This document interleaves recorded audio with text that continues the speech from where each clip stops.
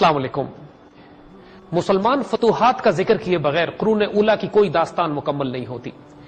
جس بجلی کی سرعت سے مسلمان فاتحین دنیا کے چاروں کناروں تک پہنچے اور جس طرح اس وقت کی تمام بڑی بڑی فوجی اور سیاسی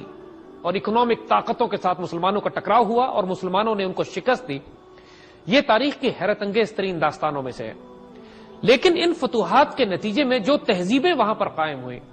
وہ اس قدر مؤدب، اس قدر جدید، اس قدر سائنٹیفکلی ڈیولپ تھی کہ آج کے دور میں انسان ان کو دیکھ کر اپنی مستقبل کی رہنمائی حاصل کر سکتا ہے۔ اس سے پہلے کہ ہم ان مسلمان سیولائزیشن، ان کی ڈیولپمنٹ اور سائنس اور ٹیکنالوجی میں بات کریں، ہم مسلمان فاتحین اور ان کی فتوحات کا ذکر کر رہے ہیں۔ اس سے پہلے ہم سیدنا خالد بن ولید، حضرت سعد بن ابی وقاص، حضرت عمر بن عاص اور طارق بن زیاد جو فاتح اندلسیاں ہیں ان کا ذکر کر چکے ہیں۔ آج ہم ہند کی فتح یعنی محمد بن قاسم کی فتوحات کا ذکر کریں گے اور اس کے بعد آنے والے واقعات۔ حجاج بن یوسف جو کہ تاریخ میں ایک بڑے ظالم اور جابر انسان کی حیثیت سے تو پہچانے جاتے ہیں اپنے داخلی معاملات میں، لیکن ان کی فورن پالیسی نے امت مسلمہ کو آئندہ آنے والی صدیوں میں اور آج تک بہت زیادہ فائدہ پہنچایا۔ انہی کے دور میں ایک طرف اندلسیہ کی کیمپین لانچ کی گئی، دوسری طرف ہند میں ان کے بھتیجے محمد بن قاسم صرف 17 سال کی عمر میں ایک بڑی فوج کو لے کر آئے اور ہند کو فتح کیا، سندھ کو فتح کیا اور پھر یہاں سے بڑھتے ہوئے ملتان تک پہنچے۔ واقعہ کچھ یوں تھا کہ مسلمان تاجر اس سے پہلے سری لنکا اور فار ایسٹ کے علاقوں میں جا کر آباد ہو چکے تھے اور تجارت کے ذریعے اسلام فار ایسٹ میں پھیل رہا تھا۔ مسلمان تجارتی قافلے جب ہندوستان کے پاس سے گزر کر عراق کی بندرگاہ بصرہ کی طرف جاتے تو راستے میں ہندوستان میں موجود سمندری لٹیرے راجہ داہر کی قیادت میں ان پر حملہ کرتے اور جہازوں کو لوٹتے۔ اسی طرح ایک جہاز اس زمانے میں لوٹا گیا جس میں کچھ ایسے تاجروں کے خاندان آباد تھے جو سری لنکا میں انتقال کر چکے تھے اور ان کی فیملیز، ان کے خاندان اپنے مال و اسباب کے ساتھ واپس عراق جا رہے تھے۔ راجہ داہر کے لٹیروں نے جب ان کو لوٹا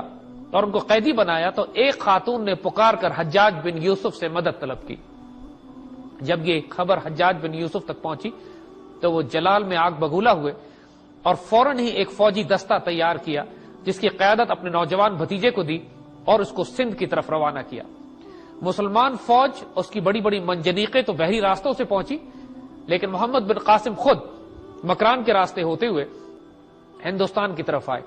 اس سے پیشتر بھی بہت بڑی وجوہات تھی مسلمانوں کے پاس ہندوستان پر حملہ کرنے کے لیے،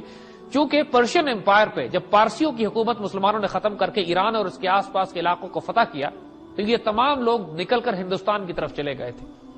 اور ہندوستان سے بیٹھ کر ان کی سازشیں، ان کی بغاوتیں اور ان کی جنگی مہمات